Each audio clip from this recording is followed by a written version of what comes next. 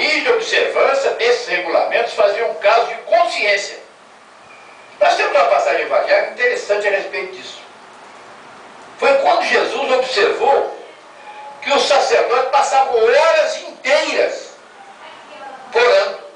orando, oferecendo sacrifício. Às vezes começavam a orar ali para 1 da tarde e até a noite, com aquelas túnicas bonitas, brancas, né?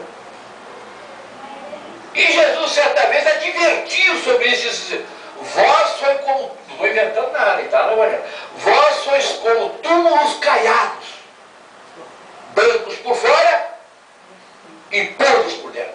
Por que túmulos caiados? Quem já foi ou quem... Eu já fui muitas vezes ao cemitério. Eu geralmente não vou por causa do dia dos mortos, mas eu vou para fazer aquela prece. Não vou mais, mas fui muitas vezes. Quando estava entrando logo para... O espírito, a gente fica aquele negócio de ajudar, quer ajudar todo mundo, quer fazer tudo.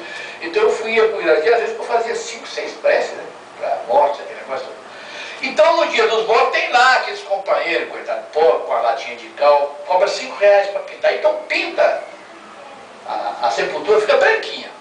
É o que Jesus se referiu. Agora, se você abrir a tampa, sai barata, grita, tudo é verme.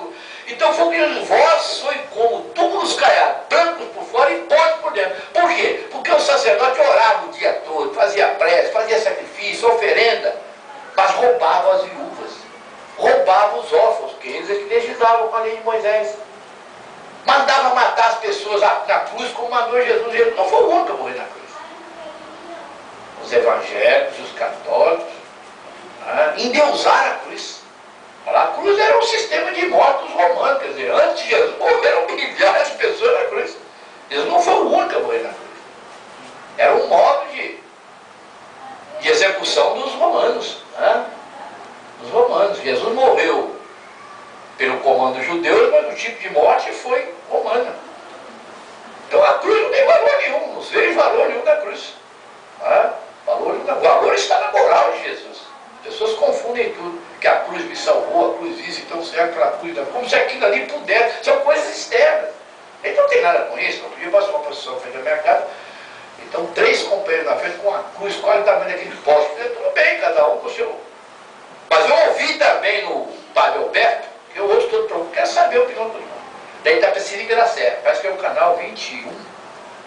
Olha, ele estava dando uma bronca nos seus fiéis da igreja dele, que eu vou contar para vocês. Ele dizia o seguinte: vocês fiéis da minha igreja, a mão dele pequenininha, branquinha, a mão dele ficava assim, que adoram santos, adoram altares, faz procissões, faz romarias, disse, e esquecem de Jesus. Eu achei aquilo divino.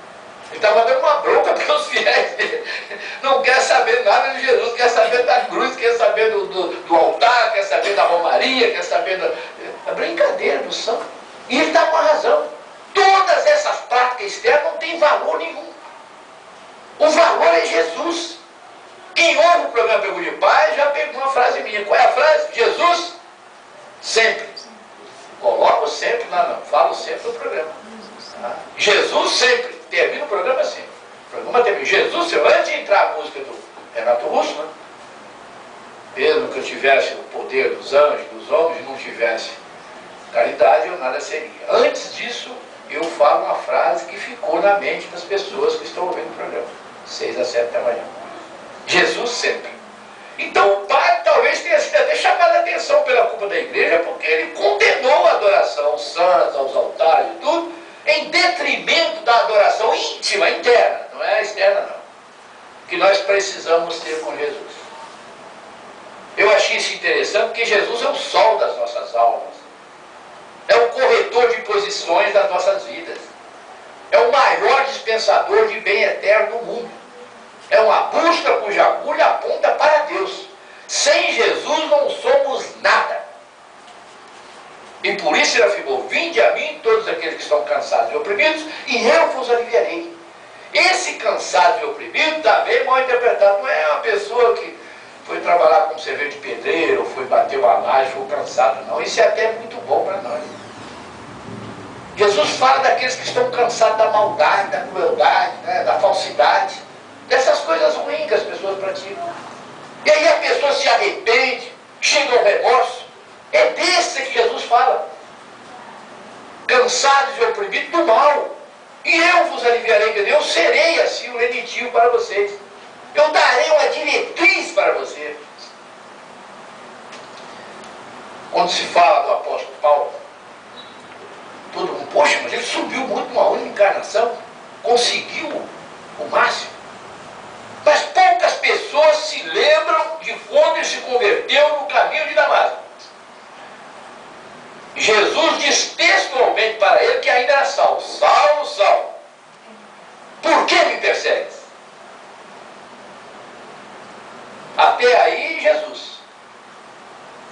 Mas logo após que Paulo se recupera, ele levou um susto com aquele estrondo, aquela luz, ele ficou cego, ele faz uma pergunta histórica para Jesus, que todos nós devíamos fazer. Eu faço isso.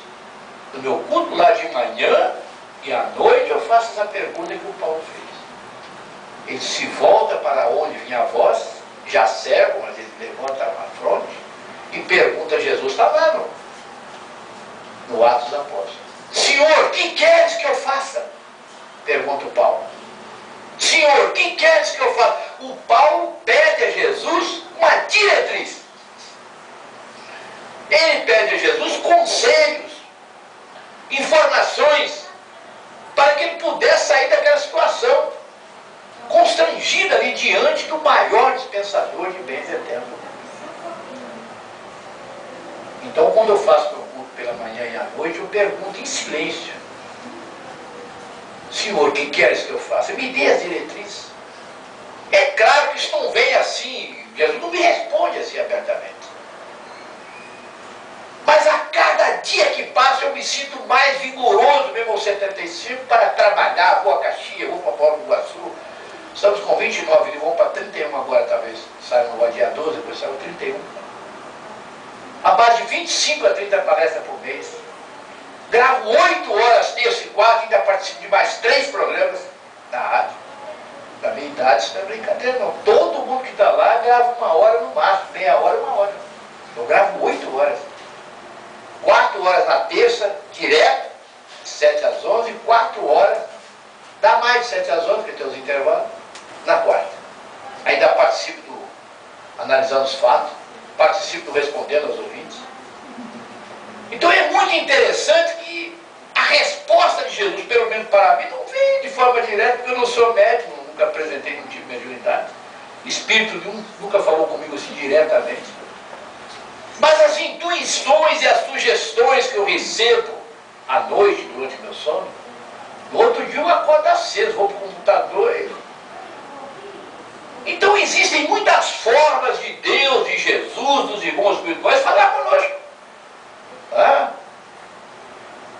Mas a maioria das pessoas gostaria de ser como o Chico, como o Divaldo, que tem canais especiais. Não compara com o Chico. O canal do Chico era um canal especial. A maior antena paranormal do século XX. E agora o Divaldo, o Raul Teixeira, também antenas paranormais fora do comum. Mas a grande massa, se vocês têm médios aqui, nós não temos grandes possibilidades, né? Ou pelo menos a verdade não se apresenta assim de uma forma visível. Chega até em muitos centros onde tem muitos médios a causar um pouco assim até de inveja de um médico para o outro.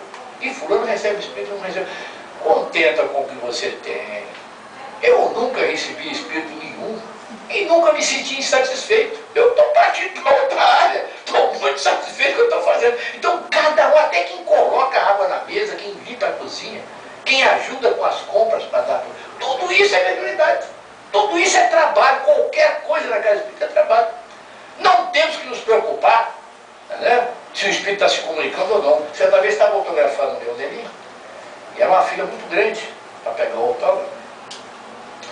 Em dado momento a senhora estava frita na fila, chegou perto de mim assim: Senhor Jálvaro, pois não, gosto muito do trabalho do senhor na rádio, vou comprar o seu livro. Mas qual é o espírito que escreve os seus livros? Esse é o espírito de Jálvaro. E ela perguntou: ele já morreu? Eu disse que não, está falando com a senhora. Ai, graças a Deus, me dá um abraço, ela não morreu. Ela saiu bem, saiu muito bem. É o espírito de Jálvaro. Já morreu? Não, está falando com a senhora. Graças a Deus que o senhor morreu. Quer dizer, ela estava acostumada, depois ela me conversou: olha, eu só comprei até hoje livro desencarnado. Ela se esqueceu que o espírito é o mesmo. Né? Os que estão do outro lado da vida estão sem o corpo. Os que estão aqui estão com o corpo.